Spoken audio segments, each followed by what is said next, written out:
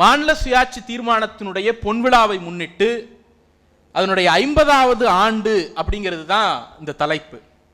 முதல்ல இந்த மாநில சுயாட்சி அப்படிங்கிறது ஒரு கருத்தரங்க தலைப்பு தான். அது பொதுக்கூட்டத்தில் பேச முடியுமா என்று நாங்கள்லாம் சவாலாக கருதி கொண்டிருந்த போது அதை வீதிக்கு வீதி ஒவ்வொரு லேம்ப் போஸ்ட்டுக்கு கீழேயும் நின்று பேசி மக்கள் மயப்படுத்தின ஒரு இயக்கம் திராவிட முன்னேற்ற கழகம். தேசியம்னா என்ன, வாட் இஸ் நேஷனாலிட்டி என்று உலகம் பூரா பேசிட்டே இருக்கிறாங்க. அதெல்லாம் பல்கலைக்கழகத்தில் மட்டும்தான் பேச முடியும் அப்படின்னு எல்லாரும் நம்பிட்டு இருந்த போது கொத்தவாச்சாவடி மார்க்கெட்டுக்கு போய் பேரறிஞர் அண்ணா தேசியம்னா என்னன்னு பேசுறாரு. நேஷனாலிட்டி அப்படிங்கிறத இன்னைய வரைக்கும் மேலை நாட்டு அறிஞர்களால் டிஃபைன் பண்ண முடியல. இன்னைக்கு ஒரு கருத்து சொன்னா நாளைக்கு வேற ஒரு கருத்து சொல்றாங்க. தேசியம், நீங்க இந்திய தேசியத்தை சேர்ந்தவரா, தமிழ் தேசியத்தை சேர்ந்தவரா, திராவிட தேசியத்தை சேர்ந்தவரா, குழப்பமா இருக்கு இல்லையா? நேஷனாலிட்டி வேற, நேஷன் வேற, இப்படி ஒவ்வொன்றுத்துக்கும் ஒவ்வொரு ஐடென்டிட்டி சொல்றோம்ல. இன்று வரை தீர்மானிக்க முடியாத ஒரு பிரச்சனைக்குரிய டேர்ம் இந்த நேஷனாலிட்டி, தேசியம் அப்படிங்கிறது.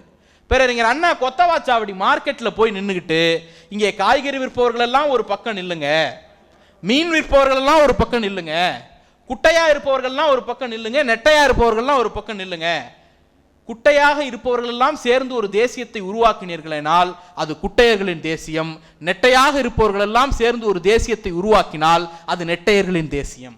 அப்ப தேசியம் என்பது ஏதோ ஒரு பொது பண்பின் அடிப்படையில் நீங்க என்ன பண்ணணும், ஒரு தேசியத்தை உருவாக்கணும். தேசத்தின் அடிப்படைங்கிறது ஒரு பொது பண்பாக இருக்கணும். உதாரணத்திற்கு திராவிடன் என்பது இனம், திராவிடர் என்பது இனம். அந்த இனத்தின் அடிப்படையில் நீங்கள் ஒரு தேசியத்தை உருவாக்கினீர்கள் என்றால் அது திராவிட தேசியம் பொருள் இருக்கிறது இல்லையா? அடுத்து வாங்க, தமிழ் தேசியம் பொருள் இருக்கா இல்லையா? தமிழன் என்பது ஒரு அடையாளம். நான் தமிழ் மொழி பேசுகிற காரணத்தினால் நான் தமிழன் ஆகிறேன், என்னுடைய தாய்மொழி தமிழாக இருக்கிற காரணத்தினால் நான் தமிழன் ஆகிறேன். அப்ப தமிழ் என்கிற அடையாளத்தின் அடிப்படையில் நீங்கள் ஒரு தேசியத்தை உருவாக்குனீங்கன்னா அது தமிழ் தேசியம். இந்திய தேசியம் என்பதற்கு என்ன பொருள்? இந்திய தேசியம் என்பதற்கு எந்த பொது பண்பின் அடிப்படையில் இந்திய தேசியம் என்பது வரையறுக்கப்படுகிறது? இந்திய தேசியம் என்பது ஒரு அரசியல் சொல்லாடல். இந்தியாவை ஒரு தேசமாக நீங்கள் கருதலாமே தவிர அதை ஒரு தேசியம் என்று கருத முடியாது. இந்தியா என்பது ஒரு நேஷன், நேஷனாலிட்டி என்கிற குழப்பத்தில் இது ஒரு தேசமாக இருக்கலாம். நாம் ஒரு நிர்வாக தேசமாக உருவாகி இருக்கிறோம். இந்தியா என்கிற இறையாண்மையை மதிக்கிறோம், ஒருமைப்பட்டு நிற்கிறோம், அதெல்லாம் வேற. ஆனால் உன்னுடைய தாய்மொழி என்னன்னு கேட்டா என்ன சொல்றோம்? தமிழ் தான் சொல்றோம். அப்போ இந்தியா என்பது பல தேசிய இனங்களின் கூட்டமைப்பு. தமிழ் பேசக்கூடிய தேசிய இனம், மராட்டி பேசக்கூடியவர்கள், தெலுங்கு பேசக்கூடியவர்கள், மலையாளம் பேசக்கூடியவர்கள், இந்தி பேசக்கூடியவர்கள், உருது பேசக்கூடியவர்கள் என்று பல தேசிய இனங்களின் மொழிவழி தேசிய இனங்களினுடைய கூட்டமைப்பு தான் இந்தியா.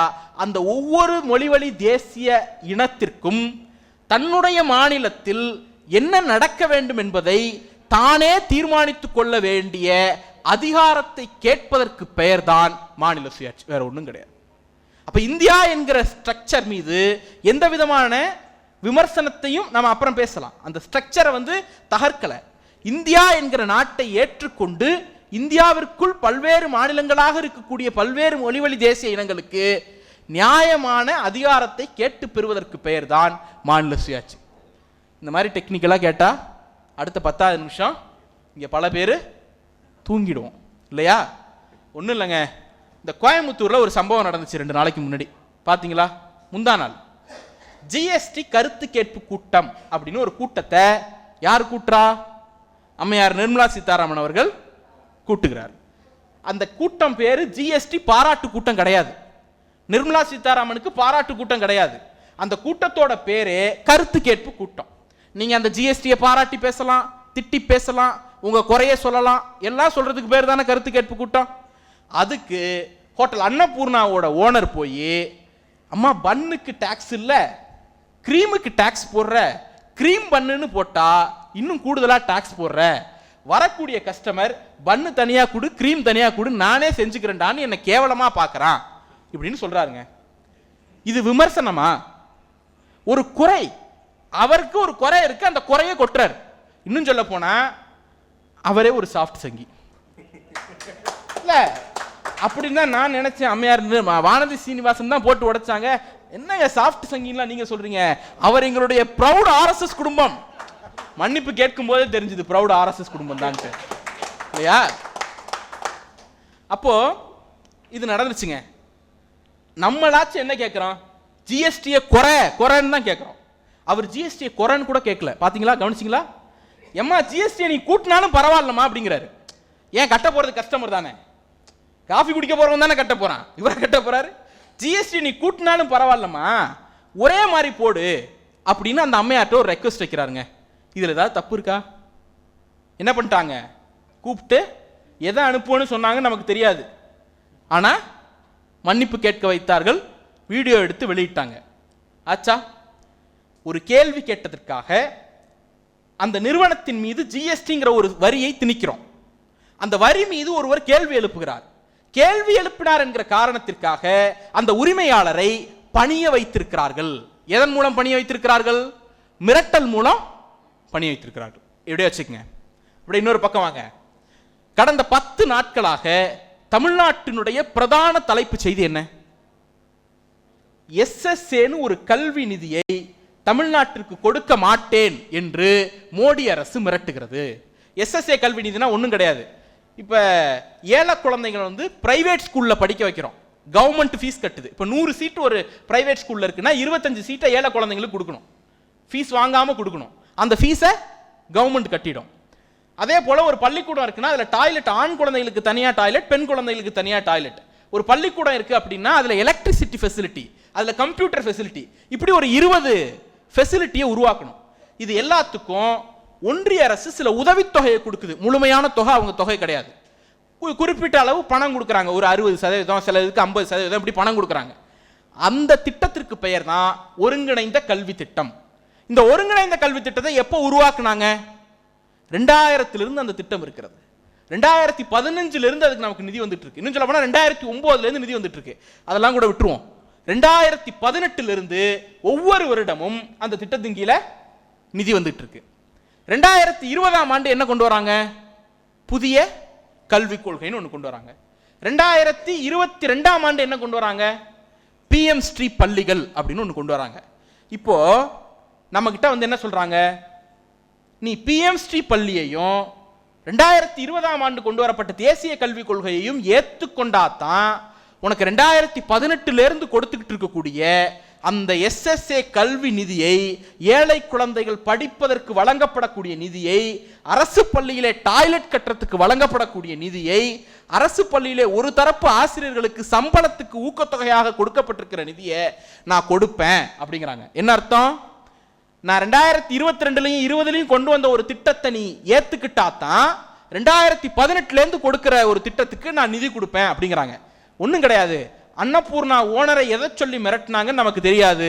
ஆனா தமிழ்நாடு அரசை நிதியை காட்டி மிரட்டி பணிய வைக்க முயற்சி செய்கிறார்கள் இல்லையா?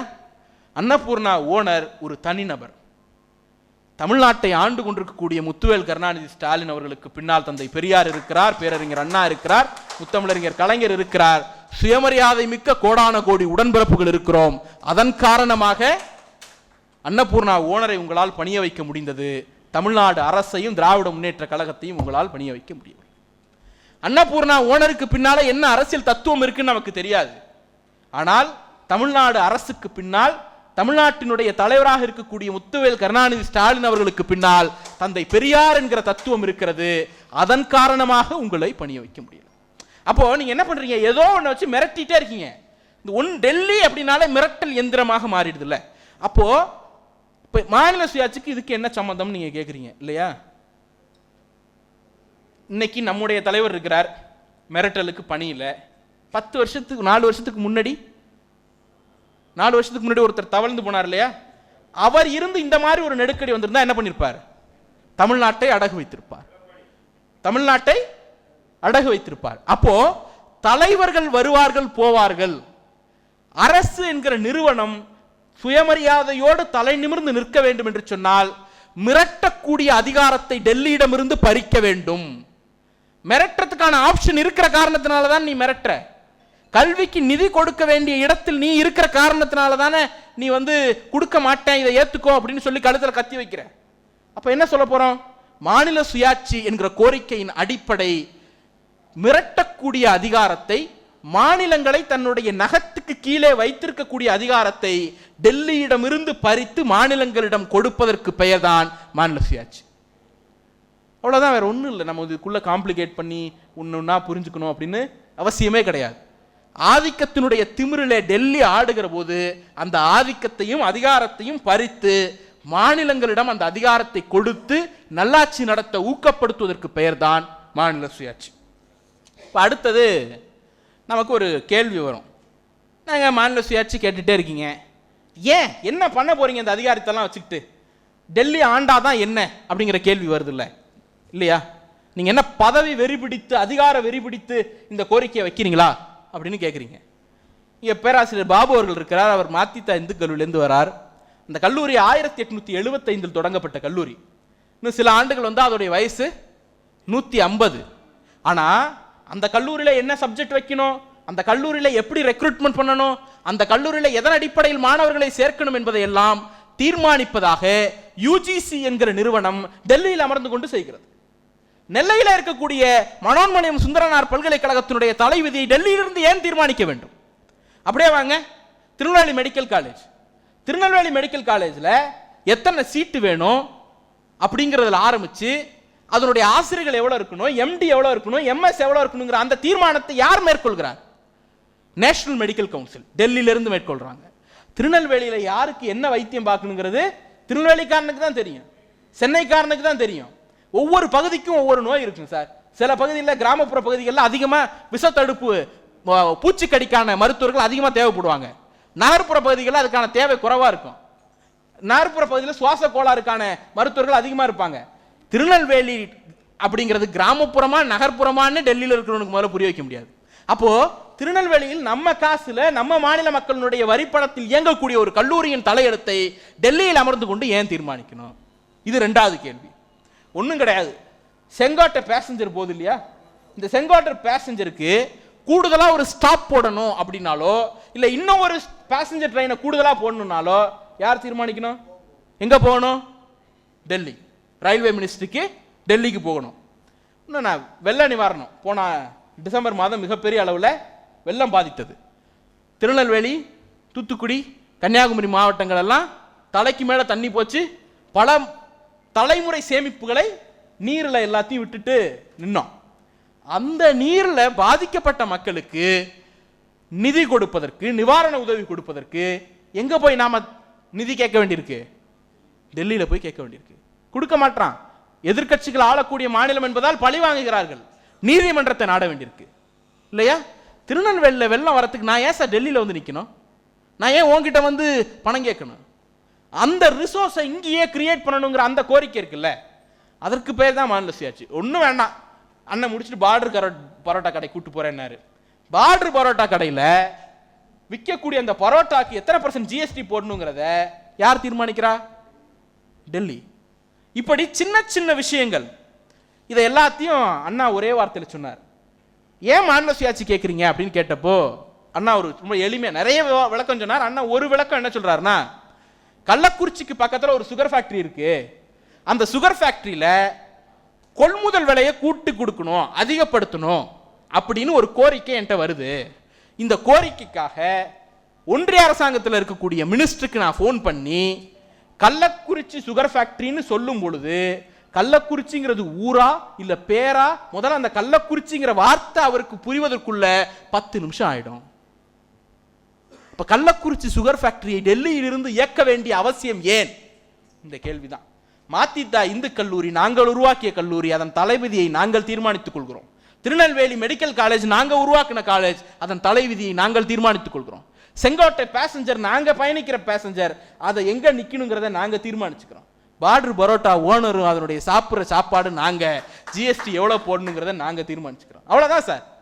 அப்போ இந்த நாட்டை ஒருமைப்படுத்தி வைத்திருக்க வேண்டிய அவசியமான சில முக்கியமான துறைகள், நோட் அடிக்கிறது, விமானம், வெளிநாடுகளோட உள்ள தொடர்பு, ராணுவம், 2 மாநிலங்களுக்கு இடையில இருக்கக்கூடிய பிரச்சனை, இந்த மாதிரி முக்கியமான விஷயங்களை மட்டும் நீங்கள் வைத்துக்கொண்டு மீதம் இருக்கக்கூடிய அதிகாரங்கள் எல்லாவற்றையும் மாநிலத்திற்கு கொடுத்து விடுங்கள் என்கிற கோரிக்கைக்கு பெயர் தான் மாநில சுயாட்சி. ஒரு திருக்குறள் கேள்விப்பட்டிருப்பீங்க, பீலிபை சாகாடு மச்சினும் அப்பண்டம்னு. ஒன்றும் கிடையாது. ஒரு மாட்டு வண்டி இருக்கு, இந்த மாட்டு வண்டியில் மயில் இறகை ஏற்றிக்கிட்டே போறீங்க. திருவள்ளுவர் சொல்றார், மயில் இறகை ஏற்றிக்கிட்டே போறீங்க, 100 மயிலிறகு கொல்லும், நீ 110 மயிலிறகு ஏற்றலாம், 111ஆவதா ஒரு மயிலிறகை போட்டா அந்த அச்சு முறிஞ்சிடும். ஒரு மயிலிறகோட வெயிட் என்ன? ஒண்ணுமே கிடையாது. ஆனாலும் தாங்குகிற திறனுக்கு மேல் நீங்கள் எடையை கொடுத்தீர்களே ஆனால் அச்சு முறியும். ஒன்றிய அரசினுடைய தாங்குகிற திறனுக்கு மேல் அதிகாரங்களை குவித்து கொண்டே இருக்கிறார்கள். அந்த அச்சு முறிவு என்னவாக விளையும் என்பதை அவர்கள் உணர்வார்கள். அப்ப அந்த எச்சரிக்கைக்கு எதிராகத்தான் என்ன நடக்கும்? நீங்க இங்க ரோடு எக்ஸ்பான்ஷனுக்கு, கொல்லம் மதுரை பைபாஸ் எக்ஸ்பாண்ட் பண்ணணும்னா நம்ம போய் அங்க ஃபைலை தூக்கிட்டு 4 வருஷம் 5 வருஷம் நிக்க வேண்டியிருக்கு. 1 லட்சம் கோடிக்கு நான் சாலை ப்ராஜெக்ட் தமிழ்நாட்டுக்கு கொடுத்தேன் அப்படின்னு 4-5 ஆண்டுகளுக்கு முன்பு சொன்னாங்க. இந்த நிமிடம் வரைக்கும் 100 கிலோமீட்டர் கூட, ஒரு 100 கிலோமீட்டர் ரோடு கூட எக்ஸ்டெண்ட் ஆகல. என்ன காரணம்னா ஃபைல் டிலே. அண்டர் செக்ரட்டரியில இருந்து டாப் செக்ரட்டரி வரைக்கும் 23 டேபிள் மாறி இறங்கி வரத்துக்குள்ள 4 வருஷம் 5 வருஷம் ஓடி போயிடுது. அப்போ இந்த நிர்வாக சிக்கல் எதனால உருவாகுது? தேவையற்ற அதிகப்படியான அதிகாரங்களை டெல்லியில் குவித்து வைத்திருக்கிற காரணத்தினால் இந்த நிர்வாக சிக்கல் ஏற்படுகிறது. எனவே நிர்வாகத்தை சீர்திருத்தி மாநிலங்களிடம் கொடுத்து விடுங்கள் என்கிற கோரிக்கைக்கு பெயர் தான் மாநில சுயாட்சி. அடுத்தது மாநில சுயாட்சி கேட்பதில் இன்னொரு முக்கியமான கோரிக்கை இருக்கு, அதுதான் வரி பகிர்வு. இந்த வரி பகிர்வு விவகாரம் அப்படிங்கிறது ரொம்ப ரொம்ப முக்கியமான ஒரு விஷயம். ஒன்றும் கிடையாது சார், தமிழ்நாட்டில் நாம் எல்லாம் வேலை செய்கிறோம், வரி கட்டுறோம், உழைக்கிறோம். நான் இன்கம் டேக்ஸே கட்டுறது இல்லைங்க, நான் எப்படி வரி கட்டுறேன் அப்படின்னு நீங்கள் கேட்கலாம். வாங்கக்கூடிய சீப்பு சோப்பு கண்ணாடியிலிருந்து டூத் பேஸ்ட் டூத் பிரஷ்லேருந்து எல்லாத்துக்கும் வரி கட்டி தான் ஆகிறோம். அப்போது நாம் எல்லோரும் வரி கட்டுக்கிறோம், உழைக்கிறோம், அதிகமான பொருளை கன்சியூம் பண்ணுறோம், வரி கட்டுறோம் இல்லையா? அப்போ இந்தியாவிற்கு, இந்திய அரசாங்கத்திற்கு நாம் செலுத்தக்கூடிய ஒவ்வொரு ரூபாய்க்கும் நமக்கு எவ்வளோ திருப்பி வருது? 29 பைசா. அதுதான் அதிகபட்சம்.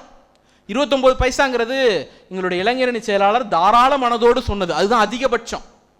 குறைந்தபட்சம் 26 பைசா தான், ஆவரேஜ் 27 பைசா தான். ஒரே ஒரு ஆண்டில் மட்டும் 29 பைசா அதிகபட்சமாக கொடுத்தாங்க, ₹1 வந்துச்சுன்னா. இதே நாட்டில் தான் பிறந்தோம், ஆனால் உத்தரப்பிரதேசத்துக்காரர் ₹1 கொடுத்தா ₹2.50 திருப்பி வருது. இந்த நிதி பகிர்வினுடைய அரசியலுக்கு அவங்க என்ன காரணம் சொல்றாங்க? நீங்க வளர்ந்துட்டீங்க, அதனால நீங்க வளராத மாநிலங்களுக்கு கொடுங்க அப்படிங்கிறாங்க. நான் என்ன கேட்கிறேன், நீ உதவி பண்ணி நான் வளர்ந்தேன்? தமிழ்நாடு நீங்க உதவி பண்ணி வளர்ந்துச்சா? தமிழ்நாட்டு நிலவளம் கிடையாது சார். இந்த சொல்லுவான் சில பேர், முப்போகம் விளைஞ்ச பூமி, மதுரை தமுக்க மைதானத்தில் நாங்கெல்லாம் யானை கட்டி போரடிச்சோம். யார், உங்க தாத்தா போரடிச்சாரா? இல்லை உங்க தாத்தாவுக்கு அப்பா போரடிச்சாரா? அப்படிலாம் ஒன்று வரலாறு தெரிஞ்சு கிடையாது சார். ஏதோ சங்க பாடல்ல யாரோ எழுதி வச்சுட்டு போயிட்டாங்க அப்படிங்கிறதுக்காக இன்னைய வரைக்கும் நாங்கள் யானை கட்டி போரடிச்சோம். மாடு கட்டி போரடிக்கிறதுக்கே நம்மள்ட்ட விவசாயம் கிடையாது. மழை பெஞ்சா தான் விவசாயம், நீர் செழுமை அப்படிங்கிறது கிடையாது. பக்கத்து மாநிலத்தில் தான் வெயிட் பண்ணிட்டு இருக்கணும். ராமநாதபுரம் உள்ளிட்ட பல பகுதிகள் வறட்சி, குடிநீருக்கே தண்ணி இல்லாத நிலைமை தான். அப்போ நிலவளம் கிடையாது, நீர் வளம் கிடையாது. அரசியல் பேர வலிமை உத்தரப்பிரதேசத்துக்கு இருக்கக்கூடிய 80 MP இருக்கான். அதே மாதிரி நமக்கு அரசியல் பேர வலிமை இருக்கா அப்படின்னா இல்ல. நாம நினைச்ச ஒரு ஆட்சி அப்படி கவுக்க முடியுமா? முடியாது. அந்த அளவுக்கு அரசியல் பேர வலிமை கிடையாது. குஜராத்துக்கும் மகாராஷ்டிராவுக்கும் பனியா கேபிட்டல், 100 வருடம் 200 வருடம் பழமையான அந்த பனியா கேபிட்டல் மூலதனம் அவங்க அப்பாவோட சொத்து, தாத்தாவோட சொத்து, இப்படி வழி வழியா மாறிட்டே வருது. இங்க நீங்க மூலதனம் கொடுக்கக்கூடிய சமூகங்கள்னு விரல் விட்டு எண்ணிடலாம். அப்போ நிலம் கிடையாது, நீர் கிடையாது, அரசியல் பேர வலிமை கிடையாது, மூலதனம் கிடையாது. இது எல்லாம் தாண்டி ஒன்றிய அரசினுடைய ஓரவஞ்சனை. இன்னைக்கு தான் நம்மளை பழி வாங்குறாங்களான்னு கேட்டா இல்ல. 1955 அண்ணா எழுதுகிறார், வடக்கு வாழ்கிறது தெற்கு தேய்கிறதுன்ட்டு. 1955 பழி வாங்கிட்டு தான் இருக்கிறாங்க. அப்போ இந்த பழிவாங்கல் நடவடிக்கைங்கிறது இன்னைக்கு நேற்று தொடங்கல, அண்ணா காலத்திலிருந்தே தொடங்கி விட்டது. அப்ப நீங்க யோசிச்சு பாருங்க, எல்லா எதிர்மறை டிஸ்அட்வான்டேஜஸையும் அட்வான்டேஜா மாத்தி நாம ஜெயிச்சிருக்கிறோம்னு சொன்னா உங்கள் யாருடைய உதவியும் இல்லாமல் தமிழ்நாடு ஜெயிச்சிருக்கு. அப்ப நீங்க இதுல எப்படி கிரெடிட் எடுக்கலாம்? வளர்ந்துட்டீங்க கொடுங்கன்னு. வளரும் போது எனக்கு ஏதாவது நீ உதவி பண்ணியிருந்தேன்னா வளர்ந்துட்டீங்க கொடுங்கன்னு கேட்கறதுல ஒரு நியாயம் இருக்கு. நான் வளரும் போது எனக்கு தொல்லை மட்டும்தான் கொடுத்த, இன்னைக்கு நான் வளர்ந்த பிறகு நீ வளர்ந்துட்ட அதனால பணம் கொடுன்னு கேட்கறதுல என்ன நியாயம் இருக்கு? ஒருத்தன் வளர்ந்துட்டாங்கிறதுனாலேயே உன் காலை கொஞ்சம் வெட்டிக்கப்பா அப்படின்னா என்ன நியாயம்? இப்போ அவன் 4 அடி தான் வளர்ந்துருக்கான், நீ 6 அடி வளர்ந்துட்ட, 2 அடி குறைச்சிக்க, 2 அடி காலை வெட்டிக்க அப்படின்னு சொன்னா அது நியாயமா? அதைத்தான் இன்றைக்கு ஒன்றிய அரசு செய்கிறது. பீகார் 4 அடி தான் உயரம் இருக்கான், தமிழ்நாடு 6 அடி உயரம் இருக்கு, 2 அடி காலை வெட்டிக்கங்களேன் அப்படின்னு கேட்பதற்கு பேர் தான் நீ 29 பைசா வச்சுக்க, அவன் 2 ரூபா 50 பைசா வச்சுக்கிட்டோம் என்று சொல்லுவார். அப்போ நீங்கள் இது அப்படியே எங்கெல்லாம் வருது பாருங்களேன். நாம் சுதந்திரம் அடைந்தது ஒரே நாளில், எல்லாருக்கும் இருக்கக்கூடிய எல்லா டிஸ்அட்வான்டேஜும் நமக்கு இருந்துச்சு. அவன் ஓடின வேகமும் நாம் ஓடின வேகமும் ஒன்று தான். இன்னும் சொல்ல போனால் நம்மை விடவும் மேம்பட்ட நிலையில் பீகார் இருந்தது. 1963 டோனி பிளேயர் இன்ஸ்டிடியூட் ஆய்வுப்படி தமிழ்நாட்டினுடைய வறுமை அளவு 50%. 100 பேர் இருந்தாங்கன்னா அதில் 50 பேர் வறுமையில் இருந்தான். பீகாரில் 100 பேர் இருந்தால் வெறும் 48 பேர் தான் வறுமையில் இருந்தான். நம்மளை விட வறுமை குறைவு எங்க பீகாரில் 1963 அண்ணா ஆட்சி வரத்துக்கு முன்னாடி. அதனால தான் அண்ணா உவமையா சொல்வார், கடல் நீர் ஏன் உப்பு கரிக்குது, கடல் கடந்து போன தமிழரெல்லாம் கண்ணீர் சிந்தியதால் உப்பு கரிக்குது. பர்மாவுக்கும் சயாமுக்கும் ரயில் பாதை போடுறதுக்கு கொத்தடிமைகளாக போன சமூகம் இந்த சமூகம். என் தாத்தா வந்து படிச்சாரு, அவ்வை பாட்டி படிக்கலையான்னு கேட்கறான்ல. உன் பாட்டி ஏன்டா படிக்கல, கொத்தடிமை ஏன் உங்க தாத்தாவும் என் தாத்தாவும் போனாரு, பர்மாவுக்கும் சயாமுக்கும் போகணும்னு என்ன தலைவிதி? அந்த அளவிற்கு பஞ்சம் தலைவிரித்தாடியது. 1967 தேர்தலினுடைய பிரதான முழக்கம் என்ன? பக்தவச்சல் அண்ணாச்சு, பருப்பு விலை என்னாச்சு, அவ்வளவுதானே. அப்போ வறுமை தலைவிரித்தாடிய ஒரு தமிழ்நாடு. இன்னைக்கு என்ன நிலவரம் தெரியுமா? தமிழ்நாட்டினுடைய வறுமை அளவு 2%, பீகாரினுடைய வறுமை அளவு 33%. அண்ணா 55 எழுதுறாரு, வடக்குல எல்லாம் 600 ரூபாய் சம்பாதிக்கிறான் மாசத்துக்கு அப்படின்னு எழுதுறாரு. அன்னைக்கு நாம தமிழ்நாட்டில் 300 ரூபாய் சம்பாதிக்கிறோம். வருட சராசரி வருமானம் 600 ரூபாயாக வட இந்தியாவில் இருந்த போது தமிழ்நாட்டில் 300 ரூபாய். இன்னைக்கு தமிழ்நாட்டினுடைய வருடாந்திர சராசரி வருவாய் 2,40,000 ரூபாய், பீகாருடைய வருவாய் 45,000 ரூபாய். ஒரு பீகாரை சேர்ந்த ஒரு குடிமகன் இந்திய அரசாங்கத்திற்கு ஒரு ஆண்டுக்கு 2,000 ரூபாய் சராசரியா வரி கட்டினா, தமிழ்நாட்டை சேர்ந்த ஒரு குடிமகன் இந்திய அரசாங்கத்திற்கு சராசரியாக 17,000 ரூபாய் வரி கட்டுறான். ஒரே நாட்டில் தான் பிறந்தோம், ஒன்னா தான் வளர்ந்தோம், ஒன்னா தான் சுதந்திரம் அடைஞ்சோம். ஒன்னை விட கீழே வறிய நிலையில் இருந்த தமிழ்நாடு இன்னைக்கு முன்னேறி போயிருக்கிறது என்று சொன்னால் நாங்கள் பெரியாரிய தத்துவத்தை நம்பினோம், அண்ணாவின் பின்னால் அணிவகுத்தோம், கலைஞரோடு கைகோர்த்து நின்றோம். இன்றைக்கு முத்துவேல் கருணாநிதி ஸ்டாலின் அவர்களை ஆதரித்துக் கொண்டிருக்கிறோம். நாங்கள் நல்ல அரசியலை தேர்ந்தெடுத்தோம், முன்னேறணும். அப்ப இதுக்கு பனிஷ்மெண்ட் கொடுப்பியா? நல்லா படிக்கிற குழந்தைய யாராவது பனிஷ் பண்ணுவாங்களா? நல்லா படிக்கிற குழந்தைய கூப்பிட்டு தட்டி கொடுத்து இன்னும் படிப்பான்னு தான் சொல்லுவோம். ஆனால் இந்த நாட்டில் மட்டும்தான் நல்லா படிக்கிற குழந்தைய பனிஷ் பண்ணக்கூடிய வினோதம் நடக்கிறது. அப்ப நமக்கு என்ன சேவை? நமக்கு ஏன் பிரச்சனை வருது? வரியெல்லாம் நீங்க வசூல் பண்ற காரணத்தினால தான் பிரிச்சு கொடுக்கறதுல இவ்வளவு பாகுபாடு காட்டுறீங்க. வரியை நாங்களே வசூல் பண்ணி உங்களுக்கு தேவையான குறிப்பிடத்தகுந்த நிதியை மட்டும் நாங்க உங்களுக்கு கொடுக்கிற நிலைமை இருந்துச்சுன்னா நல்லா இருக்கும்ல, நல்லா இருக்கும்ல.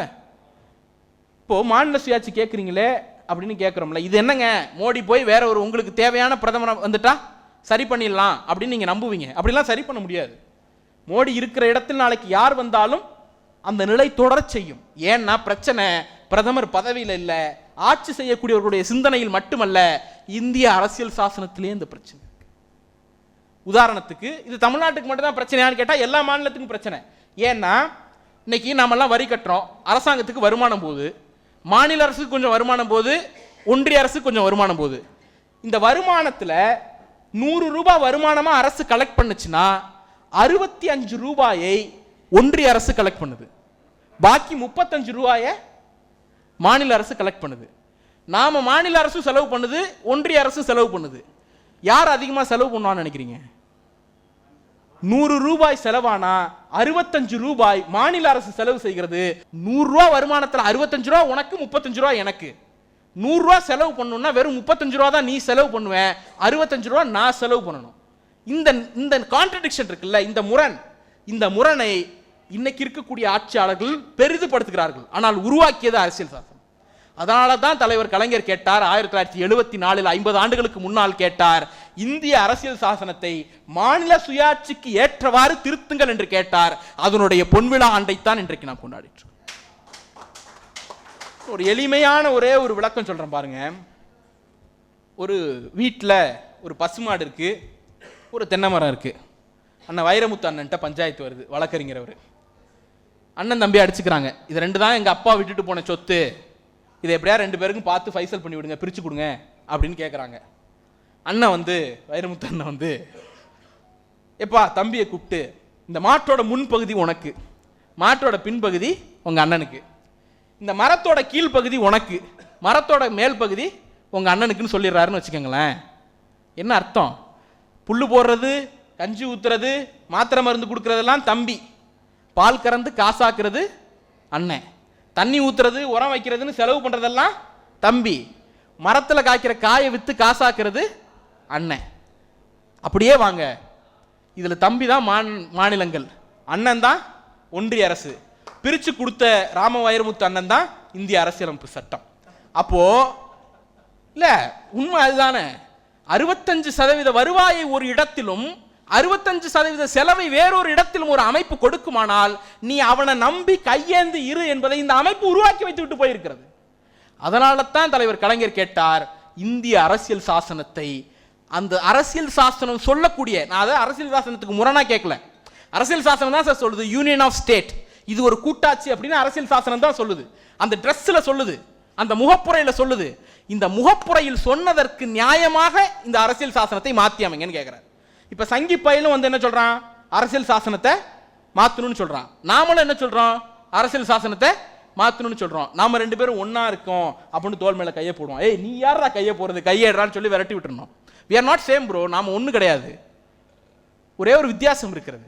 இந்திய அரசியல் சாசனம் எதை சொன்னதோ அதற்கு ஏற்றாற் போல அரசியல் சாசனத்தை திருத்த வேண்டும் என்பது நம்முடைய கோரிக்கை. இந்திய அரசியல் சாசனம் எதை சொல்லுகிறதோ, செக்குலர் என்பதை சொல்லுகிறது, கூட்டாட்சி என்பதை சொல்லுகிறது, அதை கொள்வது போல அரசியல் சாசனத்தை திருத்த வேண்டும் என்பது சங்கியினுடைய பார்வை. ரெண்டு பார்வையும் ஒண்ணு கிடையாது. நாம் அம்பேத்கருடைய கனவுக்கு நியாயம் சேர்க்க வேண்டும் என்று போராடுகிறோம், அவர்கள் அம்பேத்கரின் கனவை கொல்ல வேண்டும் என்று போராடுகிறார்கள். ரெண்டுத்துக்கும் அடிப்படை வேறுபாடு இருக்கு இல்லையா? அடுத்தது இப்படியே நம்ம பேசிக்கிட்டே போனோம்னா, இன்னைக்கு ஒரு டிப்பிக்கல் எக்ஸாம்பிள் இன்னைக்கு நடந்தது சொல்றேன். முதலமைச்சர் அமெரிக்கா போயிட்டு வந்திருக்கிறாங்க.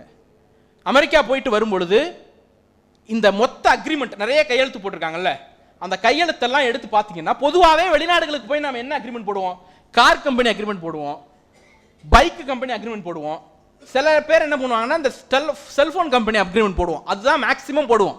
ஆனால் முதல் முறையாக ஒரு மாநிலத்தினுடைய முதலமைச்சர் வெளிநாட்டுக்கு போய் ஏஐ டூல், ஆர்டிஃபிஷியல் இன்டெலிஜென்ஸ் பத்தி அக்ரிமெண்ட் போடுறார், செமிகண்டக்டர் சிப் பத்தி அக்ரிமெண்ட் போடுறார், கிரீன் ஹைட்ரஜன் பத்தி அக்ரிமெண்ட் போடுறார். இதெல்லாம் ஒண்ணும் கிடையாது. நீங்க ஒரு மோட்டார் வாகன தொழிற்சாலையோ டெலிபோன் உதிரிபாக தொழிற்சாலையோ உருவாக்குனீங்கன்னா குறைவான ஊதியம் பெறக்கூடிய நிறைய தொழில் வேலை வாய்ப்புகளை உருவாக்க முடியும். நான் சொல்லக்கூடிய இந்த ஹை பேயிங் இருக்குல்ல, செமிகண்டக்டரா இருக்கட்டும், ஏஐயா இருக்கட்டும், இதெல்லாம் அதிகமான சம்பளம் கொடுக்கக்கூடிய குறைவான வேலைகளை உருவாக்கும்.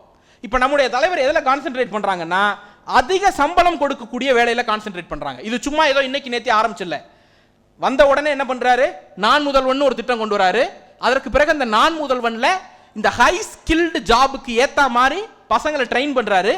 கூகுள் கூட போய் ஒரு ஒப்பந்தம் போடுறாரு, 20 லட்சம் தமிழ்நாட்டு மாணவர்களை ஆர்டிபிஷியல் இன்டெலிஜென்ஸ்ல ட்ரெயின் பண்ணணும்னு ஒரு ஒப்பந்தம் போடுறாரு. அடுத்தது தமிழ்நாட்டில் ஒரு பாலிசி கொண்டு வராரு. ஒரு கம்பெனி வருது, இப்ப நம்ம மதிவதினு ஒரு கம்பெனி ஆரம்பிக்கிறாங்க. அவங்க வந்து 1 லட்சம் ரூபாய்க்கு மேல சம்பளம் கொடுக்கக்கூடிய வேலை வாய்ப்பை உருவாக்கினால் அந்த சம்பளத்தில் அவங்களுக்கு செலவாகுதுல சம்பளம் கொடுக்கிற காசு, அதுல முதல் வருடம் 30%, அடுத்த வருடம் 20%, அதற்கு அடுத்த வருடம் 10% அரசு மானியமா கொடுத்துரும். எது மாநில அரசு பணமா கொடுத்துரும், அவங்க கொடுக்க வேண்டாம். அப்படி ஒரு பாலிசி உருவாக்கியாச்சு. அறிவுத்திறன் மிக்க நான் முதல்வன் உருவாக்கிட்டோம், கூகுளோட அக்ரிமெண்ட் போட்டு ஏஐ ட்ரெயின் பண்ணிட்டோம், ஏற்கனவே சேலரி கன்செஷன் கொடுத்து நிறுவனங்களை வரவேற்க தயாராயிட்டோம். இப்ப அமெரிக்கா போறாரு, உயர் திறன் மிக்க வேலை வாய்ப்புகளுக்கான அக்ரிமெண்ட் போடுறாரு. சிஸ்டமேட்டிக்கா சிந்தனை பண்ணி ரொம்ப தெளிவா பிளான் பண்ணி ப்ளூ பிரிண்டோட 4 வருடமாக செயல்பட்டதனுடைய விளைவு 1 லட்சம் ரூபாய்க்கு மேல சம்பளம் கொடுக்கக்கூடிய பல தொழில்கள் தமிழ்நாட்டில் பெருக போகின்றன. நம்முடைய முதலமைச்சர் இதை பண்ணி கொண்டிருந்த இதே காலகட்டத்தில் யோகி ஆதித்யநாத்தை கூப்பிட்டு உச்சநீதிமன்றம் என்ன சொன்னுச்சுன்னா, புல்டோசர் ராஜ்யம் நடத்துறதுக்கு நீ ஆளு கிடையாது, புல்டோசர் அல்ல இந்த நாட்டை ஆள்வது, அரசியல் சாசனம் தான் இந்த நாட்டை ஆளுகிறது, போய் அரசியல் சாசனத்தை ஃபாலோ பண்ணுன்னு மண்டையில மட்டார்னு கொட்டி விரட்டி விட்டுச்சு. தலைவர் கலைஞர் அவர்கள் இங்க ஐடி பாலிசி உருவாக்கிட்டு இருந்த போது ராமர் கோயிலை இடிச்சு, பாபர் மசூதியை இடிச்சுட்டு ராமர் கோயில் கட்டணும்ட்டு புறப்பட்டு போனார்கள் அந்த பகுதியை சேர்ந்தவர்கள். நாம இங்க சத்துணவுல முட்டை கொடுத்துட்டு இருந்த போது முட்டை ஐயோ அசைவம் கவுச்சி அதை எப்படிங்க ஸ்கூலுக்குள்ள கொண்டு வருவீங்கன்னு விதண்டாவாதம் பேசிட்டு இருந்தான். நாம வந்து இன்ஸ்டிடியூஷனல் டெலிவரியை உண்டு பண்ணணும் அப்படின்னு நாம பேசிக்கிட்டு இருந்த போது அவர்கள் ஒரு நாளும் அதை அனுமதிக்க முடியாதுன்னாங்க. இங்கே தோழர் வரும்பொழுது தோழர் சொன்னார், நாங்கள் 35 ஆண்டுகளுக்கு முன்பு குருதி கொடை இயக்கம் நடத்தணும் அப்படின்னாரு. குருதி கொடை கொடுப்பது பாவம்னு இன்னைக்கும் நம்பிட்டு இருக்கான் வடக்குல. நீங்க இந்தியாவிலேயே அதிகமான உடல் உறுப்பு தானம் எங்க நடக்குது? தமிழ்நாட்டில். இந்தியாவில் வெறும் 6% மக்கள் தொகை தான் தமிழ்நாட்டில் இருக்கிறான். ஆனா அதிகமான உடல் உறுப்பு தானம் ஏன் இங்க நடக்குதுன்னா, முழு உடலோட மேல போனா தான் சொர்க்கம் அப்படிங்கிற நம்பிக்கை இங்க யாருக்கும் கிடையாது. பெரியார் அதெல்லாம் மட்டார் மட்டார்னு முச்சந்தில இழுத்து போட்டு மிதிச்சு காலி பண்ணிட்டு போயிட்டார். அதனால செத்து போன பிறகு இந்த உறுப்பு இன்னொருவனை வாழ வைக்க முடியும்னா அதுதான்டா சொர்க்கம்னு நம்புறவன் தான் இங்க அதிகம். நெத்தி நிறைய பட்டை போட்டிருக்கிறவன் கூட இந்த உறுப்பு இன்னொருவனுக்கு போனா அதுதான் சொர்க்கம் நம்புறான்ல. இதற்கு காரணம் தந்தை பெரியார். இப்படி நாம சிந்திச்சுட்டு இருந்த காலத்துல மோடி அரசு என்ன பண்ணுது தெரியுமா? இந்த உறுப்பு தான பதிவேட்டை மாநிலத்திற்கு மாநிலம் வச்சுக்க கூடாது, இந்தியா முழுக்க ஒரே பதிவேடுன்னு கொண்டு வா அப்படிங்கிறாங்க. என்ன அர்த்தம் தெரியுமா? இப்ப தென்காசியில் ஒருத்தருக்கு மூளை செத்து போய் இதயம் உயிரோடு இருக்கிறது என்று சொன்னால் நாம அதிகபட்சம் திருநெல்வேலி மெடிக்கல் காலேஜுக்கு கொண்டு போய் அங்க தேவைப்படுற ஒருத்தருக்கு கொடுத்துருவோம். இனிமே அப்படி கொடுக்க முடியாது. கவுஹாத்தியில் உட்கார்ந்து இருக்கிறவனுக்கும் நொய்டால உட்கார்ந்து இருக்கிறவனுக்கும் குஜராத்தில் உட்கார்ந்து இருக்கிறவனுக்கும் சீனியாரிட்டி அடிப்படையில் தென்காசியில் இருக்கக்கூடிய செத்து போன ஒரு உறுப்பை கொண்டு போய் வச்சு விளக்க வைக்கணும். அவர்களுக்கு கொடுப்பதிலே நமக்கு எந்த மாற்று கருத்தும் இல்லை. ஏன்னா உயிர் எங்க பிறந்தாலும் உயிர் தான். பெரியாரிஸ்டுகளுக்கு எப்படி சாதி இல்லை, மதம் இல்லை, இனம் இல்லையோ அதே போல நிலமும் கிடையாது. இந்த ஊர் பாசமெல்லாம் பெரியாரிஸ்டுகளுக்கு கிடையாது. அப்படி இருக்கும்போது தமிழ்நாட்டின் உறுப்பு தமிழ்நாட்டுக்கு தான் நான் கேட்கல. தமிழ்நாட்டில் ஒரு முற்போக்கான சிந்தனையின் விளைவாக நாங்கள் உறுப்பை பெற்று வச்சிருக்கிறோம். நீ பிற்போக்கா சிந்திச்ச விளைவா உறுப்பு இல்லாம இது பண்ணிருக்கீங்க. அப்ப எங்களுடைய திருட முனையக்கூடாதுல்ல. நிதியை திருடுனீங்க, உணவை திருடுனீங்க, இப்படி ஒன்னொன்னா திருடிட்டு கடைசியாக உயிர் கொடுக்கக்கூடிய உறுப்பை திருடக்கூடிய இடத்திற்கு வந்திருக்கிறார். நான் அந்த ஹை பேயிங் ஜாப்ஸ் பத்தி சொன்னேன். ஹை பேயிங் ஜாப்ஸ்ல என்ன பண்ண போறோம்? 1 லட்சம் ரூபாய்க்கு மேல சம்பளம் வரக்கூடிய வேலை வாய்ப்பை நாம உருவாக்க போறோம். நம்ம ஆளெல்லாம் சேர்ந்து அதிகமா இன்கம் டாக்ஸ் கட்ட போறாங்க. அந்த டாக்ஸை கொண்டு போய் எங்க கொடுக்க போறாங்க? உத்தரப்பிரதேசலையும் பீகார்லையும் கொடுக்க போறாங்க.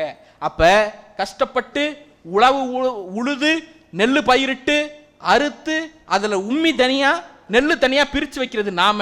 எப்போ உண்மையை நீ வச்சுக்க, நெல்லை நான் எடுத்துட்டு போறேன் அப்படின்னு சொல்லி எடுத்துட்டு போவதாக டெல்லி இருக்கிறது. இதை எதிர்த்து கண்டித்து பேசிய அரசியலுக்கு பெயர் தான் மாநில சுயாட்சி அரசியல். கடைசியாக ஒரே ஒரு செய்தி மட்டும். இங்க ஒரு புதிய கட்சி ஒன்று தொடங்கியிருக்கிறாங்க. விரைவில் மாநாடு போட போறதா சொல்லியிருக்கிறாங்க. ஆமா, மாநாடுக்கும் சரி ஏதோ ஒன்று கொடியே ரகசியமா ஏத்திட்டு போறவர் அவரு. அதனால நம்ம அதுக்குள்ளெல்லாம் போக வேண்டாம். ஒரு செய்தி மட்டும்தான் சார். அவர் நாம பேசக்கூடிய அரசியலைத்தான் பேச போகிறார். அண்ணா வகுத்து கொடுத்த, தந்தை பெரியார் வகுத்து கொடுத்த, தலைவர் கலைஞர் வகுத்து கொடுத்த அரசியலைத்தான் பேச போகிறார் அப்படிங்கிறது நமக்கு இப்போதைக்கு தெரியுது. இப்போதைக்கு இது வரைக்குமான நடவடிக்கை அடிப்படையில். ஆனால் அதில் புரிதலோடு பேச வேண்டும், அதில் தெளிதலோடு பேச வேண்டும். நீட் வேண்டாங்கிறதுக்கு அவர் ஒரு நியாயம் சொல்றாரு. என்ன நியாயம் சொல்றாருன்னா, ஸ்பெஷல் கன்கரண்ட் லிஸ்ட்னு ஒன்று உருவாக்கி அந்த ஸ்பெஷல் கன்கரண்ட் லிஸ்ட்ல கொண்டு போய் நாம எதை வச்சிட்டோம்னா, எஜுகேஷன் வச்சிட்டோம்னா இந்த பிரச்சனையிலேருந்து விடுதலைங்க அப்படிங்கிறாரு. எனக்கு டக்குனு வடிவேலு தான் ஞாபகம் வந்தார்.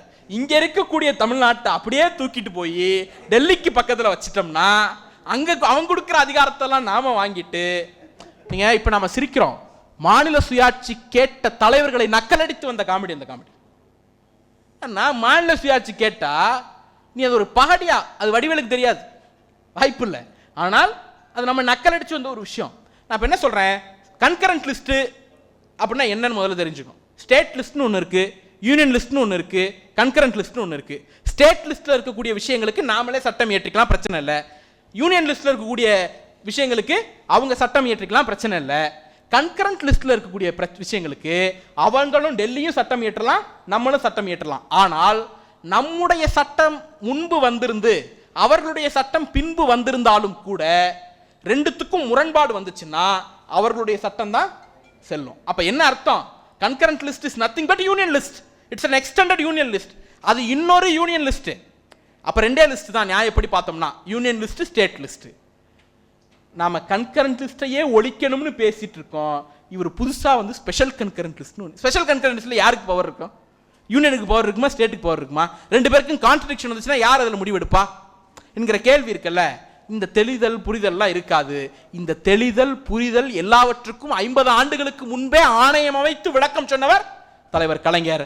அந்த ஆணையத்தின் பெயர் தான் ராஜமன்னார் ஆணையம். அது கொடுத்த சட்டத்தை நிறைவேற்றி நாம் தீர்மானம் போட்ட ஆண்டு தான் 1974. அந்த 74 தீர்மானத்தின் பொன்விழாவைத்தான் இப்போது நாம் கொண்டாடி கொண்டிருக்கிறோம். அன்றைக்கு சொன்ன எல்லா எச்சரிக்கைகளும் இன்றைக்கு நிறைவேறி கொண்டிருக்கிறது. 2 விஷயம் சொன்னாங்க. ஒன்று, இது வளர்ந்த மாநிலம் வளராத மாநிலம்னு 2 மாநிலங்கள் பிரிஞ்சு சண்டை போடுற நிலைமை வரும்பா அப்படின்னு முரசொலி மாறன் 1974 சொன்னார். இன்னைக்கு நேத்தி முந்தா நாள் கர்நாடகாவினுடைய முதலமைச்சர் சித்தராமையா ஒரு கடிதம் எழுதியிருக்கிறார். வளர்ந்த மாநிலங்களான நமக்கெல்லாம் நிதி பிரச்சனையை ஒன்றிய அரசு ஏற்படுத்துகிறது, நாமெல்லாம் சேர்ந்து நின்று அதை எதிர்க்கணும்னு சொல்றார். 1974 முரசொலி மாறன் என்ன எச்சரித்தாரோ அது நடந்திருக்கிறது.